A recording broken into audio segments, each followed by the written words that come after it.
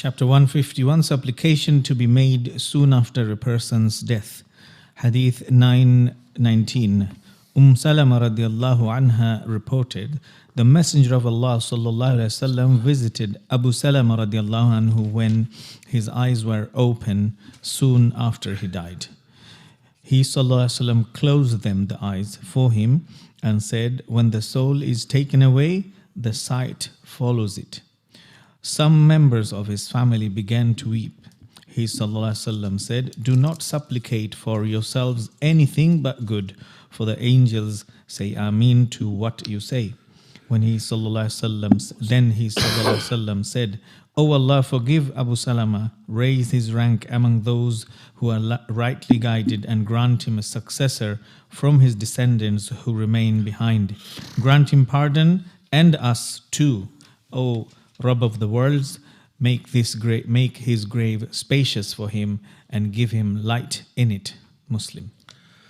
Right, so this talks about Abu Salama radiyallahu anhu wa ardah, when he died. You know that Abu Salama is a foster brother of the Prophet sallallahu alaihi wasallam. Both of them, they drank milk from Thuwayba, so she gave them milk. So they became brothers in milk, okay, foster brother. And he got married to Salama radiyallahu anha. And there's a story about their immigration. They immigrated 3 times, by the way. 2 times to Abyssinia and the 3rd one to Medina.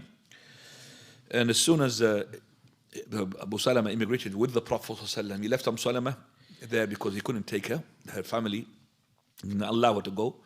And the son of his, Salama, they'd been taken away from the family of his, because they said, not going to leave the child belongs to his father. So they took it away. So she's been deprived from her husband and her son.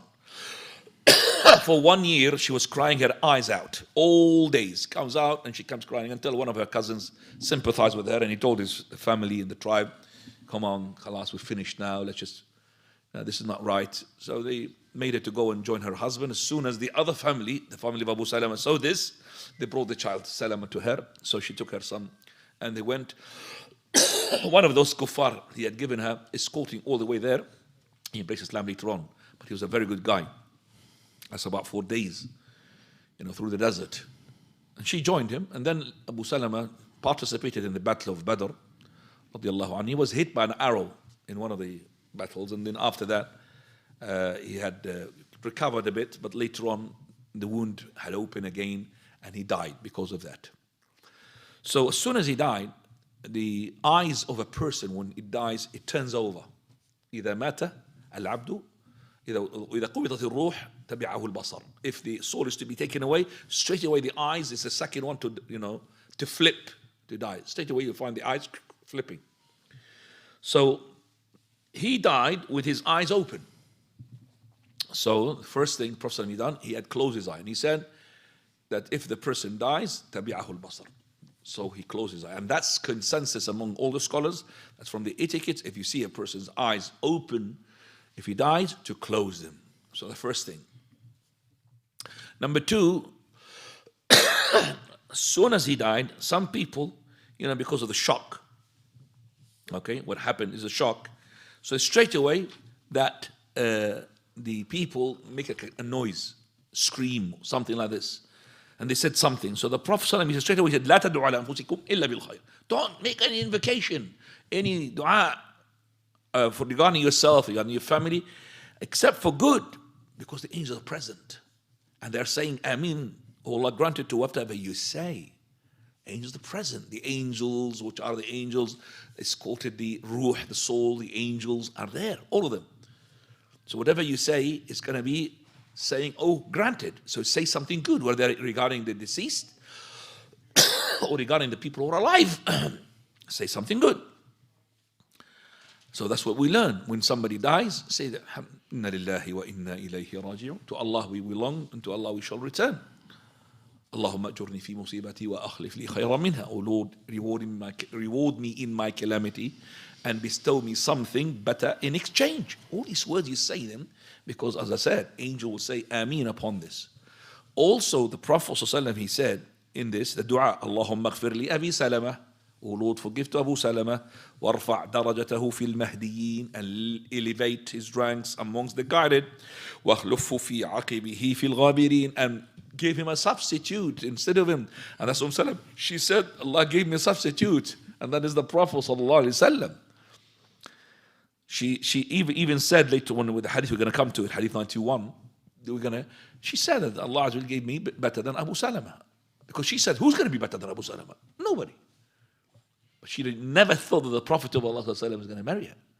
She said, I said the words, I remember the Prophet what he said, I said these words, Allah gave me the Prophet. وَاغْفِرْ لَنَا وَلَهُ يَا رَبَّ الْعَالَمِينَ. Forgive for us and for him, O Lord of the Alameen, وَافْسَحْ لَهُ فِي قَبْرِهِ, and make his qabr, grave, as a mansion, وَنَوِّرْ لَهُ فِي, and give him light.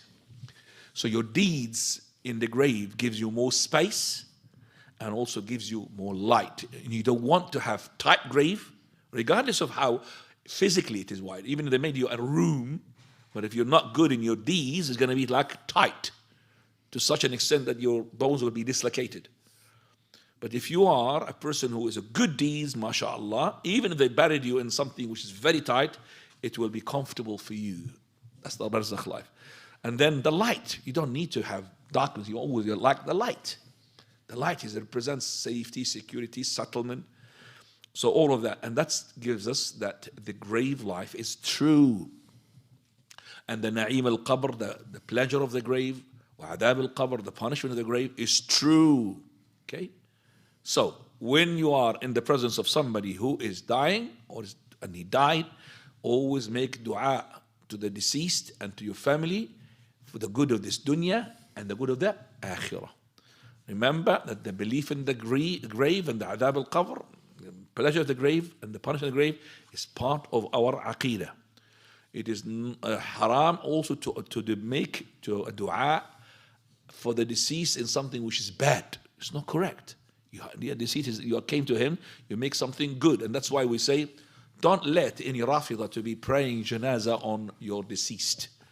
Because that Rafidah, in their dua, if they told them that they ask for God to burn that person. God, this is in their books, which has been exposed now. That if you had to happen to be in a janazah prayer of somebody who is from Ahl Sunnah, the dua is to be that may Allah curse him, put him in hell, toast him in, a'udhu billah. Also that the person in such situation should really take this opportunity and teach the people. So if you are a person who is a sheikh, da'iyah, and you have seen this occasion, like a death in the masjid, outside, in the grave, and you think that people are in need of information, that tell them that. Prophet he told them where the deceased. In one occasion, he told them in the grave. But not to take it as a pattern. Every time there's someone who's died, who is going to give us the maw'idah? There's no such thing. It became like a reminder. Every time somebody dies, there's a maw'idah. It's not right. But if it's needed, no problem. Islam always prompts us to be patient and to believe in the qadr, whether it's the good of it or the bad of it. We should not be sort of in displeasure regarding the qadr. Everything from Allah. 152, please.